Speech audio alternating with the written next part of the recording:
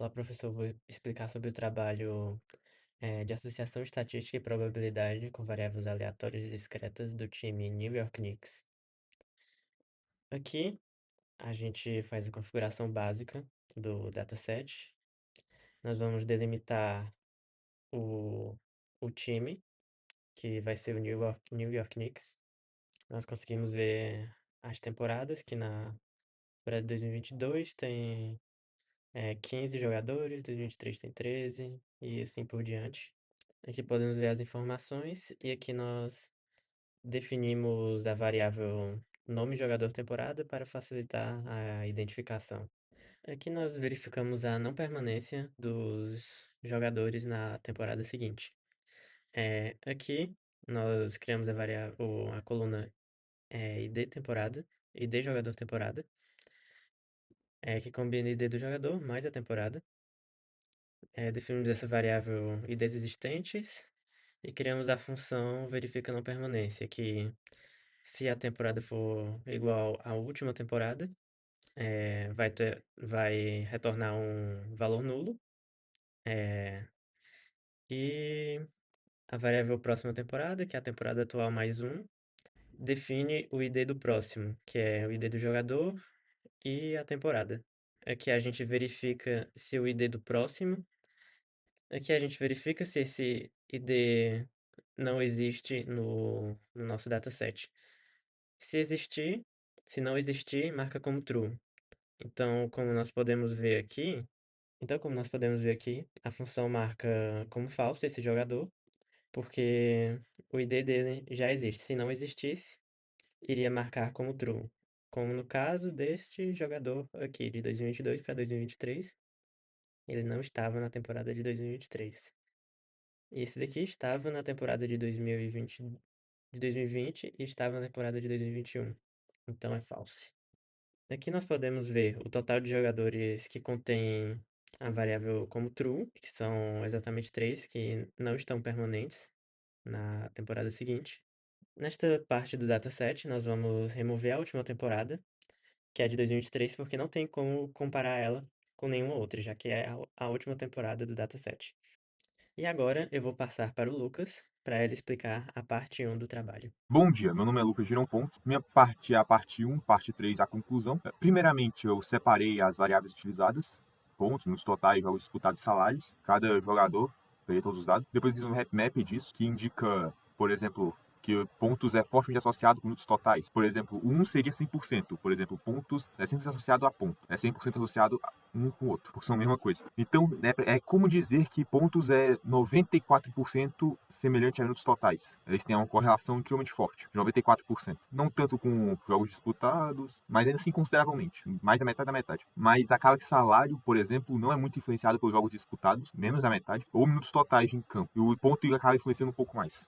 Continuando, gráficos de dispersão. Quanto maior a bolinha, maior o número de jogos disputados. Dependendo da cor, é mais tempo que ficou jogando. Por exemplo, aqui, quanto mais alto, mais ponto. E quanto mais para a direita, melhor o salário. Por exemplo, esse cara aqui foi muito bom em quase tudo, só não tanto em pontos. Ele foi bom em pontos, mas não um absoluto como esse aqui. Mas ele conseguiu um ótimo salário, jogou por muito tempo e jogou bastante. Esse aqui parece que foi sacaneado até, porque ele teve uma ótima quantidade de jogos, muito ponto, só não teve um salário tão grande assim. Ou seja, o salário não está associado a esses fatores, não é absoluto, mas claramente influencia, já que aqui está tudo mais azul, jogaram um pouco, tem muita bolinha pequena por aqui, e os pontos também estão bem baixinhos nessa área. Aqui a covariância, que eu fiz calcular a covariância e cheguei à conclusão que o valor é positivo e as duas variáveis aumentam e descem juntas. A correlação de Pearson também, mesma coisa da covariância, fiz o cálculo, cheguei à conclusão. O valor acima de 0,7 indica associação forte, o que significa que o salário está consideravelmente ligado à pontuação. Como eu disse, uma correlação de 76%, que é praticamente essa aqui, 7,5, tá próximo. Significa que ambos são bem próximos, como já expliquei no HapMap. Na parte 2, nós vamos definir a variável aleatória discreta x, e nós temos como parâmetros para ela o primeiro quartil dos pontos, o primeiro quartil dos minutos e o primeiro quartil dos jogos disputados. E nós vamos definir as colunas baixo em pontos, baixo em minutos totais, baixo em jogos disputados, que, como por exemplo, em pontos, ela vai ser true quando os pontos forem menores que o que pontos. Criamos a coluna da variável aleatória discreta x, que é a soma dos pontos baixos, mais baixo minutos totais e mais baixos jogos disputados. E nós definimos o baixo desempenho como total, que ele vai ser true quando x for maior ou igual a 2. Nós podemos ver isso aqui. Como o RJ, a variável x dele é zero, significa que ele não teve um baixo desempenho, então vai ser falso. Como o Quentin, ele teve a variável x igual a 2, ele vai ser true, significa que ele teve baixo desempenho. A mesma coisa com o Mitchell Robinson, que a variável dele é 3 e teve como baixo desempenho true, e assim por diante. Aqui nós podemos ver quantos jogadores tiveram um baixo desempenho, que foram 14. Aqui nós calculamos a função de probabilidade da variável x, que como nós podemos ver, os baixos desempenho estão em maior número, tem 68% de jogadores que continuam não tendo baixo desempenho, mas tem como variável aleatória x1. A mesma coisa com o 2, e quando passa para o máximo de baixo desempenho, nós temos 20%. Aqui nós calculamos a distribuição acumulada, que nós somamos esses valores, 68% mais 5%, digamos assim. Quando a variável x é zero, nós temos 68% dos jogadores. Quando a variável x é 1, é 74%. Quando a variável x é 2, 79%. E 3, 100% dos jogadores. Aqui nós calculamos a média de x, que é igual a 0,77.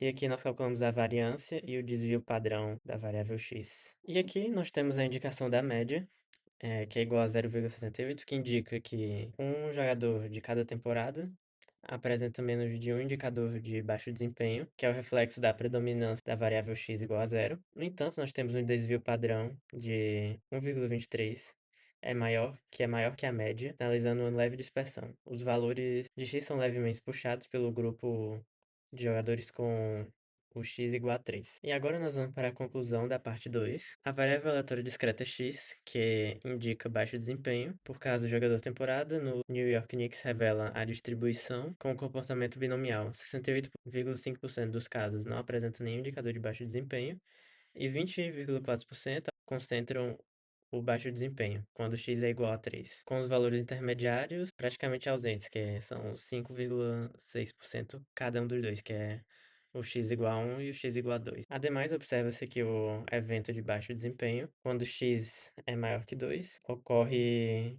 em 25,9% do caso do jogador temporada, o que sugere um desempenho geral satisfatório da equipe. E agora, novamente, vou passar a palavra para o Lucas. Agora, indo para a parte 3, primeiro a probabilidade condicional, e aqui são os critérios usados, o S e o B, acabou resultando 12%, o que significa que não é muito forte a probabilidade de um jogador permanecer na temporada seguinte. O S representa o jogador não permanecendo no mesmo time na próxima temporada. Já o B representa um número, como foi citado na parte 2, representa o número de baixo desempenho do jogador. O que significa que, e essa aqui de 14%, acaba indicando que não é fortemente associado. Não tem tanta relação assim os erros com não permanecer no time. E aqui é o oposto, a probabilidade do jogador não permanecer no time não errando, que é ainda menor, 2,5%. Que significa que sai mais gente por baixo desempenho do que sai por outras razões. Mesmo os que saem por baixo desempenho sendo bem poucos. Aqui a diferença entre as duas probabilidades condicionais, que é de 11%. O que significa que a diferença é pequena.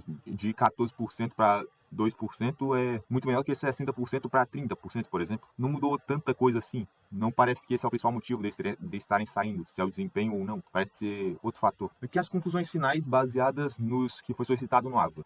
O que a correlação sugere sobre o desempenho. A correlação, como visto no HapMap e no gráfico de dispersões, é que a pontuação tem a ser proporcional ao tempo de jogo, mas o salário não parece ser muito influenciado pelo tempo de jogo total. O que o X mostra sobre o perfil de baixo desempenho? O X mostra que em uma dessas três áreas, pontuação dos totais jogos disputados, o jogador foi pior que 75% dos jogadores do time. Isso indica que ele está abaixo da média nesse aspecto, comparado com o resto do time. Se ele estiver ruim em duas ou mais áreas, ele acaba entrando na variável B, que é usada na probabilidade condicional. O que é o PSB e o PS não B? O que o PSB e o PS não B sugerem sobre a não permanência observada? A diferença entre as probabilidades condicionais ser positiva significa que PSB é um valor maior que PS não B, o que leva a crer que é muito mais provável um jogador sair por atender os critérios de B do que sair por outra razão. As principais limitações da análise é que ela não pode dizer os motivos do time dos que não tiveram baixo desempenho terem saído, já que simplesmente não temos as dados necessários para analisar, só sabemos que o desempenho deles estava aceitável ou melhor.